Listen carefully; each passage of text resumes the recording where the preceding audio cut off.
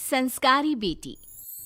शालिनी की उम्र लगभग 28 साल की हो चुकी थी, लेकिन अभी तक उसकी शादी नहीं हुई थी। शालिनी के मम्मी पापा सरला और महेश जी ने कभी उसकी शादी के लिए कुछ ज्यादा कोशिश भी नहीं की।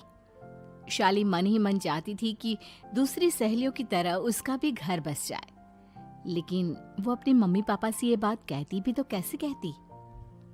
माँ जानती है, मेरी सहेली है ना शीतल, उससे बेटी हुई है, बड़ी प्यारी बच्ची है उसकी।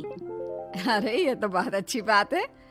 उसकी शादी भी तो 4 साल पहले हो गई थी ना। अब क्या करे बेटा, चाहते हैं तो हम भी यही है कि तुम्हारी शादी हो जाए, लेकिन कोई अच्छा लड़का मिलता ही नहीं।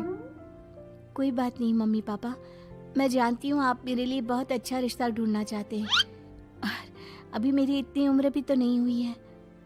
अच्छा शालिनी बेटा, क्या है ना, मेरे पास नई साड़ी नहीं है और मुझे किटी पार्टी में जाना था, तो इस महीने तेरी तनख्वाह आ जाए तो एक नई साड़ी दिलवा देना बेटा। और बेटा मेरा मोबाइल भी थोड़ा पुराना हो गया है, 6 महीने से इसी को काम में ले रहा हूँ। एक नया मोबाइल ला देना बेटा। हाँ हाँ मम्मी पापा। और माँ, आप तनख्वाह की चिंता क्यों करती हैं? साड़ी तो मैं आपको कल ही दिलवा दूंगी। और रही बात आपकी मोबाइल की, तो मैं आज शाम को ही ऑफिस से लौटते वक्त ले आऊंगी। अरे भगवान सबको तुम्हारे जैसी बेटी दे, कितना ध्यान रखती है अपने मम्मी पापा का। पापा, आज आप दुकान नहीं जा रहे हैं क्या? वो क्या है ना बेटा, मेरे सर में जरा दर्द हो रहा है, इसलिए आज दुकान जाने का मन नहीं है। पापा दवाई ले लीजिए, और अगर हो सके तो चले जाइए। इस तरह दुकान बंद रहेगी तो ग्राहक आना बंद कर देंगे ना। अरे बेटा, तेरे पापा की अब उम्र हो चली है, और तू है ना हमारी कमाऊ बेटी, इतनी अच्छी नौकरी करती है, हमारा ख्याल रखती है, तेरे पापा को चिंता करने की क्या जरूरत भला है? ठीक है पापा, आप अपना ध्यान रखिए, मैं ऑफिस से लौटते वक्त आपका फोन ले आऊंगी। और माँ, आपकी साड़ी हम कल लेकर आएंगी। शालिनी के जाने के बाद क्या करे, शालिनी के लिए सच में कोई लड़का ढूंढकर उसकी शादी करवानी है क्या? अरे पागल हो गई हो क्या? वो शादी करके इस घर से चली गई तो हमारे खाने के लिए पैसे कहाँ से आएंगे? जानती हूँ वैसे भी आपको ना दुकान पर जाने में, काम करने में आलस आता है, अच्छे से पहचानती हूँ आपको। हाँ तो क्या हुआ, बेटी नौकरी करती है, जब बच्चे माँ बाप की कमाई पर मजाक कर सकते हैं, तो क्या माँ बाप बच्चों की कमाई पर थोड़े दिन चैन से जी नहीं सकते? अरे वो तो हम जी रहे हैं ना, देखा ना हमारी बेटी एक ही बार में हमें मोबाइल और साड़ी दिलाने के लिए कैसे फट से तैयार हो गई। एक दिन सरला की एक पड़ोसन अपने भतीजी का रिश्ता लेकर सरला के घर आती है। सरला बहन, ये मेरा भतीजा है प्रशांत, इसके लिए रिश्ता ढूंढ रही थी बहुत दिन से। अचानक से तुम्हारी बेटी का ख्याल आया, इतनी सुंदर और अच्छी नौकरी वाली लड़की है, मुझे तो बहुत पसंद है। अरे तुम्हारे पसंद करने से क्या होता है, मेरी बेटी को भी तो तुम्हारा भतीजा पसंद आना चाहिए ना। हाँ, ऐसे थोड़ी ना कि तुम्हें हमारी लड़की पसंद आ गई और हमने रिश्ता कर दिया। मेरा भतीजा बहुत बड़ी कंपनी में जॉब करता है। अंकल जी, मैंने आपकी बेटी को देखा है और वो मुझे बहुत पसंद है। हाँ, तुम्हें तो पसंद है, लेकिन हमें भी तो उससे एक बार पूछना पड़ेगा ना। तो बुलाइए ना शालिनी को, उससे पूछ लेते हैं कहाँ है वो। ऑफिस गई है और उसको आने में अभी देर लगेगी। लेकिन तभी शालिनी ऑफिस से आ गई। ये लीजिए, शालिनी भी आ गई, अब आमने सामने ही बात कर लेते हैं। आओ आओ शालिनी बेटा, इससे मिलो, मेरा भतीजा प्रशांत प्राइवेट कंपनी में अच्छी जॉब करता है। अब बेटा, तुम्हें ये लड़का पसंद है क्या? देखो बेटा, सोच समझ कर हाँ करना, तुम्हारे ऊपर कोई जबरदस्ती नहीं है। मम्मी पापा, प्रशांत की जॉब और उसकी बातें सुनकर मुझे तो काफी अच्छा लगा, मैं उससे शादी करने के लिए तैयार हूँ। ये लो, सारा मामला यहीं के यहीं निपट गया, लड़का और लड़की राजी हैं, तो अब हमें क्या। सरला की पड़ोसन और प्रशांत वहां से चले जाते हैं। अगले दिन, क्या हुआ मम्मी पापा, आप इतने उदास क्यों लग रहे हैं? वो क्या है ना बेटा, तुमने शादी के लिए हाँ कर दी उस लड़के के साथ। तो क्या हुआ माँ, उस लड़के में कोई खोट है क्या? आपको वो पसंद नहीं? अरे नहीं नहीं बेटा, जिसमें तुम्हारी खुशी उसमें हमारी खुशी। हमें भी लड़का पसंद है। तो फिर क्या बात है? अगर कुछ भी है तो आप मुझे बता सकते हैं। तुम्हारी माँ ये सोच सोच कर परेशान है कि तुम्हारे बाद हमारा क्या होगा। तुम हमारी इकलौती बेटी हो, हमारा बुढ़ापा कैसे कटेगा। अब बेटा, हम अपने बारे में सोचकर तुम्हें जिंदगी भर शादी करने से रोक तो नहीं सकते ना। जाओ, तुम अपनी जिंदगी में खुश रहो, हमारा क्या है, जैसे तैसे जी लेंगे। हाँ, बात तो सही है बेटा। कैसे भी करके मैं दुकान का काम कर लूंगा। तुम और प्रशांत शादी करके खुश रहो। अपने माँ बाप की बात सुनकर शालिनी काफी दुखी हो जाती है। उसे लगने लगता है कि वाकई में उसकी शादी हो जाने के बाद उसकी माँ और बाप का ख्याल कौन रखेगा। और यही सोचकर वो एक दिन प्रशांत से मिलती है। देखो प्रशांत, तुम मुझे बहुत पसंद हो, लेकिन मैं चाहकर भी तुमसे शादी नहीं कर सकती। अरे क्या हुआ शालिनी? क्या तुम मेरी किसी बात से परेशान हो? नहीं नहीं प्रशांत, मैं अपने माँ बाप की इकलौती संतान हूँ। अगर मैं भी शादी करके घर से चली गई तो उनका ख्याल कौन रखेगा, उनका खर्चा कौन उठाएगा। तो क्या तुम सारी जिंदगी शादी नहीं करोगी? शायद नहीं प्रशांत, और अगर अपने माँ बाप के लिए ये भी करना पड़े तो इसमें गलत क्या है।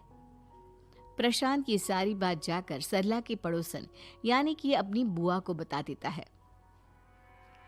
ये सरला तो बड़ी चालाक निकली। प्रशांत, वो अपनी बेटी के साथ खेल खेल रही है। कैसा खेल? आप क्या कहना चाहती हैं? अरे शालिनी बहुत सीधी और संस्कारी लड़की है, लेकिन ये सरला और महेश एक नंबर के चालाक। बुआ जी, आपकी बात सही है, लेकिन अपनी बेटी के साथ भला कोई क्यों चालाकी करेगा? वो तो मैं तुझे कल बताऊंगी। तो कल सुबह मेरे साथ शालिनी के घर चलना। और फिर अगले दिन। क्या हुआ सरला बहन, तुम्हारी बेटी ने तो शादी के लिए मना कर दिया। अब पता नहीं बहन जी क्यों मना कर दिया। हम तो चाहते थे कि बेटी की शादी धूमधाम से करें। हमारी तो बहुत इच्छा थी कि शालिनी की शादी प्रशांत के साथ हो जाए, लेकिन अब क्या करें, वही नहीं चाहती। आंटी जी, शादी के बाद मुझे अपने माँ बाप की बहुत चिंता रहेगी। उनका ख्याल कौन रखेगा, और इसलिए मैं प्रशांत तो क्या किसी से भी शादी नहीं करना चाहती। अंधी हो गई हो क्या माँ बाप के प्यार में? पहले जरा अपने माँ बाप से सच तो पूछ लो। कैसा सच?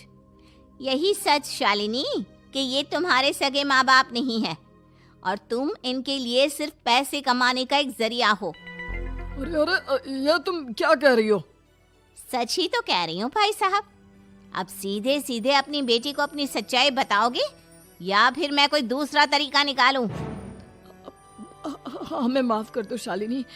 वो क्या है ना, हमारी कोई औलाद नहीं थी और जब तुम छोटी थी तो हमने तुम्हें गोद ले लिया था। तो इस नाते तो मैं आपकी बेटी ही हुई ना। लेकिन तुम्हें गोद लेने का हमारा सिर्फ एक ही मकसद था कि बड़ी होकर तुम नौकरी करो और हमारे लिए पैसे कमाओ, क्योंकि तुम्हारे पापा को काम करने में बहुत आलस आता है। और ये सच है कि हम ही नहीं चाहते थे कि तुम्हारी कभी भी शादी हो। कोई बात नहीं मम्मी पापा, आपने मुझे गोद लिया, पाल पोस कर बड़ा किया। भले ही उसके पीछे आपका कोई भी इरादा सही, लेकिन मैं आपकी बेटी हूँ। शादी तो मैं प्रशांत के साथ कर लूंगी, लेकिन उसके बाद भी जिंदगी भर आप दोनों का ख्याल रखूंगी। शालिनी की बातें सुनकर सरला और महेश को अपनी गलती का एहसास होता है और वो उससे माफी मांगते हैं।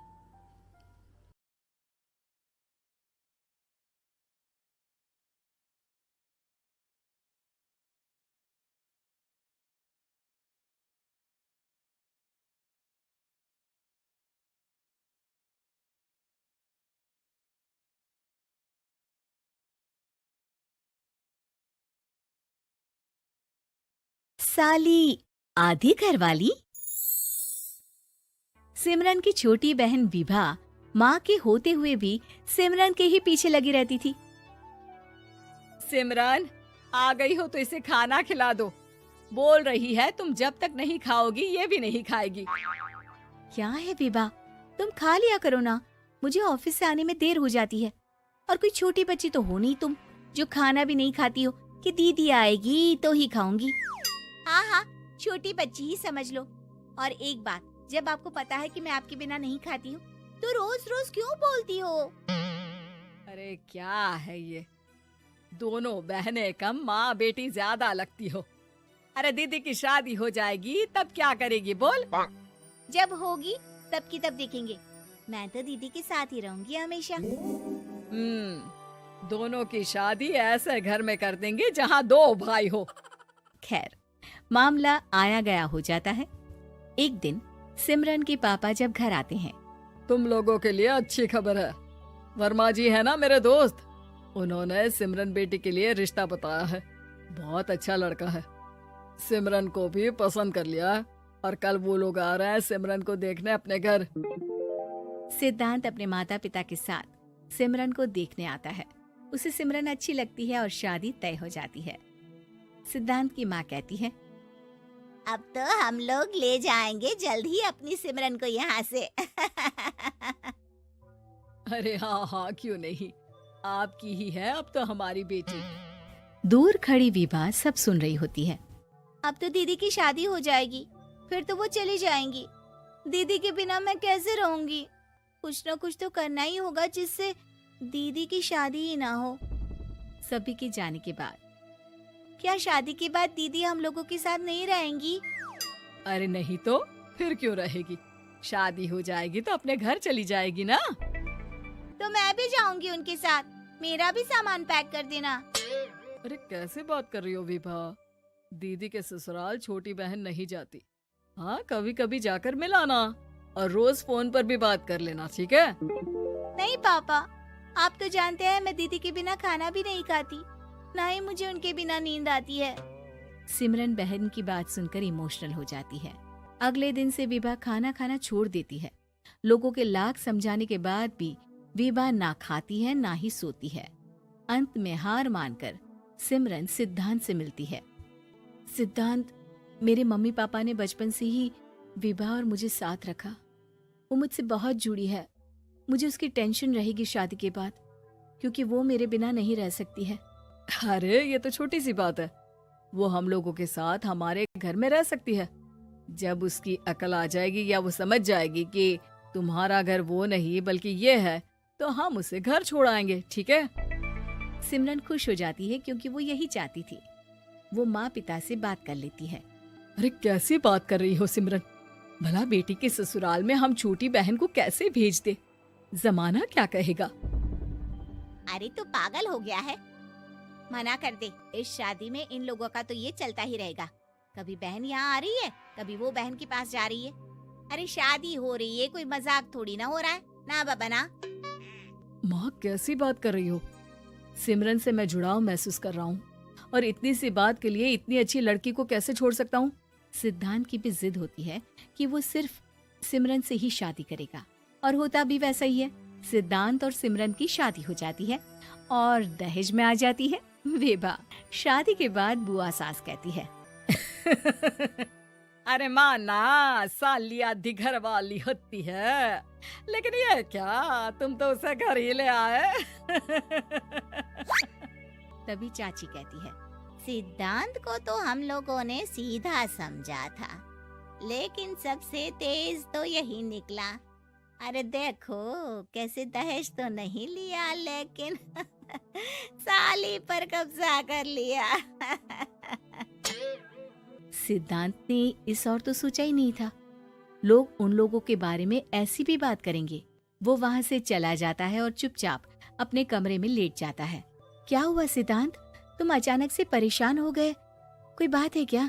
अरे नहीं, वो थक गया था ना, शादी की सारी तैयारी और रस्मों के बीच, सोच रहा हूँ थोड़ा आराम कर लूं।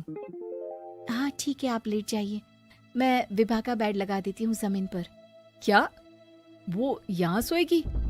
हाँ, बताया तो था कि उसे नींद नहीं आती मेरे बिना, तो तुम आराम से लेटो ऊपर, हम लोग नीचे बिछा लेते हैं।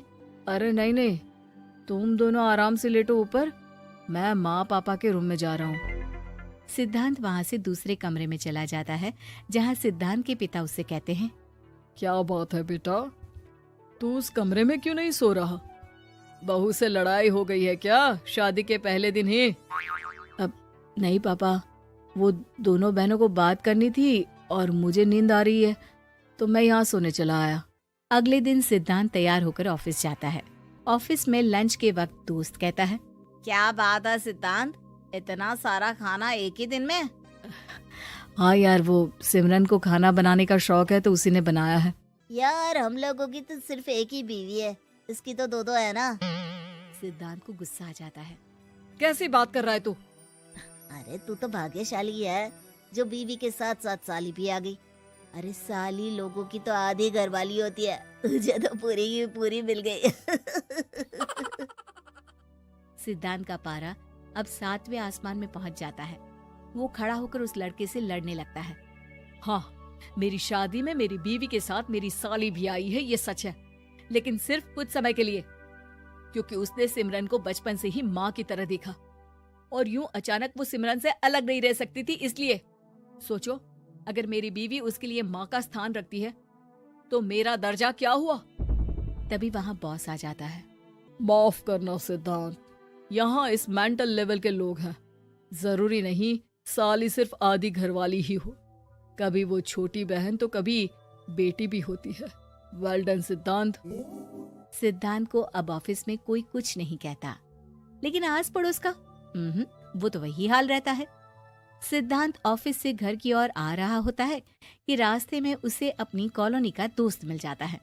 क्या बात है, चेहरे की चमक बता रही है, शादी से बड़ा खुश है तू, क्यों?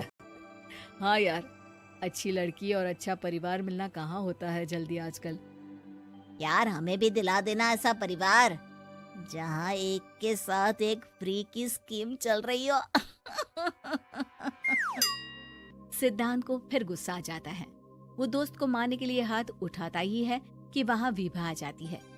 अरे जीजू रहने दीजिए ना, ये लोग नहीं समझेंगे कि इंसानियत क्या होती है। ये सच है कि दीदी से कैसे दूर रहना ये मुझे पता नहीं था। आपने मुझे दीदी के पास रहने का मौका देकर ये समझने का मौका दिया कि लड़की का असली घर उसका ससुराल होता है। मैं समझ चुकी हूँ, मैं जा रही हूँ जीजू, लेकिन मैं खुश हूँ कि आपने मुझे अपनी छोटी बहन समझा। सभी उन लोगों को देखकर ताली बजाने लगते हैं। विभा अपने घर चली जाती है और सिद्धांत खुशी खुशी सिमरन के साथ रहने लगता है।